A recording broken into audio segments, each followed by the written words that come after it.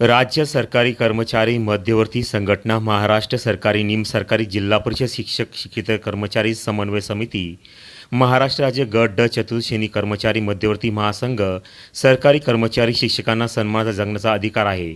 दिनांक 14 डिसेंबर 2023 पासून एकच मिशन जुनी पेन्शन संघर्षाचा निर्णायक टप्पा बेमुदत संप. आता मिळत असलेली जुनी पेन्शन टिकवायची असेल, नवी पेन्शन NPS रद्द करून जुनी पेन्शन OPS सर्वांना लागू करून घ्यायची असेल तर त्यासाठी महाराष्ट्र राज्य शासनाच्या प्रबळ इच्छाशक्तीची गरज आहे.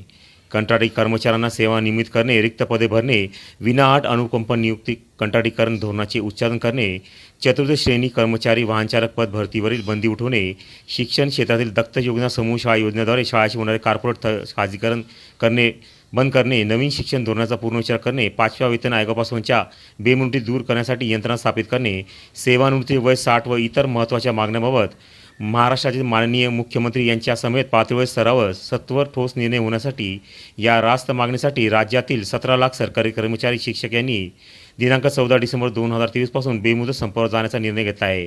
हा संप वास्तवाचे लढे आहे. सरकारी कर्मचारी बंधू भगिनी सज्ज व्हा, बेमुदत संपामध्ये सहभागी व्हा. या संदर्भात आज दिनांक 13 डिसेंबर रोजी धुळे येथील साक्रीरोड कल्याण भवन येथे राज्य सरकारी कर्मचारी बांधवांची बेमुदत संपासंदर्भात बैठक घेण्यात आली.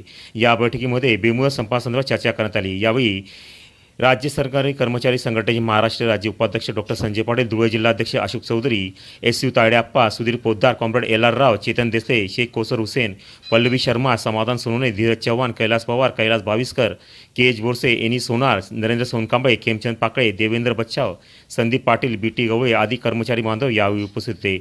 याविषयी अधिक माहिती राज्य सरकारी कर्मचारी राज्य संघटनेचे उपाध्यक्ष डॉक्टर संजय पाटील यांनी दिली आहे.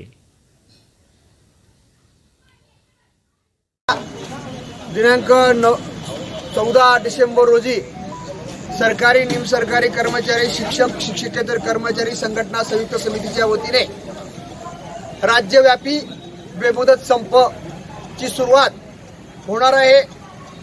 कुठल्याही कर्मचारी शिक्षकाने कोणत्याही अफवांना बळी न पडता बेमुदत संप हा अटळ आहे.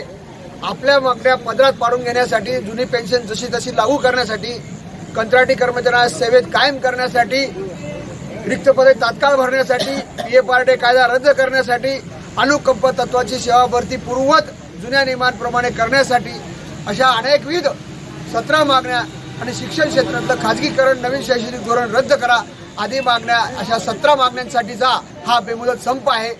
सरकारने जरी चर्चा सुरुवात केली असेल, परंतु जोपर्यंत आपल्या मागण्या आपल्याला पूर्णपणे ठोसपणे खात्री मिळत नाही तोपर्यंत आपण ह्या संपातून माघार घेणार नाहीत.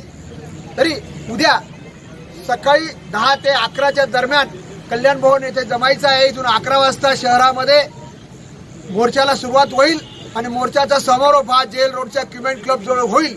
त्यामुळे कर्मचाऱ्यांनी मोठ्या संख्येनं 10 वाजेपर्यंत कल्याण भवन पर्यंत जवळ जमावं असे आवाहन करण्यात येत आहे. राज्य सरकारी कर्मचारी संघटनेच्या वतीने दिनांक 14 डिसेंबर 2023 रोजी कर्मचाऱ्यांच्या जिव्हाळ्याचा प्रश्न एकच मिशन जुनी पेन्शन या प्रश्नासाठी व त्याच्याबरोबर इतर 18 मागण्यांसाठी उद्या बेमुदत संप पुकारलेला आहे.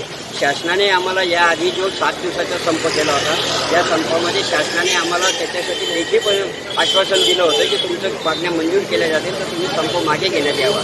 तर त्यांच्या लेखी आश्वासनानुसार आम्ही तो संप त्यावेळेस मागे घेतला होता. त्याच्यानंतर त्यांनी आम्हाला कमिटी नेमायला सांगितली. ती कमिटी नेमली, त्याचे 3 महिने मुदत मागितली, परत 3 महिने मुदत मागितली. आता एकूण 6 महिने मुदत देऊनही ते कमिटीचे अहवाल त्यांच्या टेबलावर असूनही अजूनही कर्मचाऱ्यांच्या या प्रश्नावर मात्र शासनाला उत्तर द्यायला वेळ नाही. म्हणून शासन कर्मचाऱ्यांमध्ये असंतोष निर्माण झालेला आहे आणि तो असंतोष प्रगट करण्यासाठी आणि कर्मचाऱ्यांच्या मागण्या मंजूर करण्यासाठी उद्या 14 डिसेंबर 2023 रोजी शासनाचे जिल्हा परिषद कर्मचारी, राज्य सरकारी कर्मचारी संघटना, शिक्षक शिक्षकेतर कर्मचारी संघटना असे एकूण 17 लाख कर्मचारी संपामध्ये सहभागी होणार आहेत. तरी शासनाला विनंती करण्यात येते की त्यांनी विनाकारण कर्मचाऱ्यांना असंतोष निर्माण करून आपल्याशी त्यांना संघर्ष करायला लावू नये. कृपया त्यांनी आमच्या मागणीची दखल घ्यावी आणि त्वरित त्याच्यावर निर्णय घ्यावा अशी कडकडीची विनंती आम्ही शासनाला आमच्या वतीने करतो.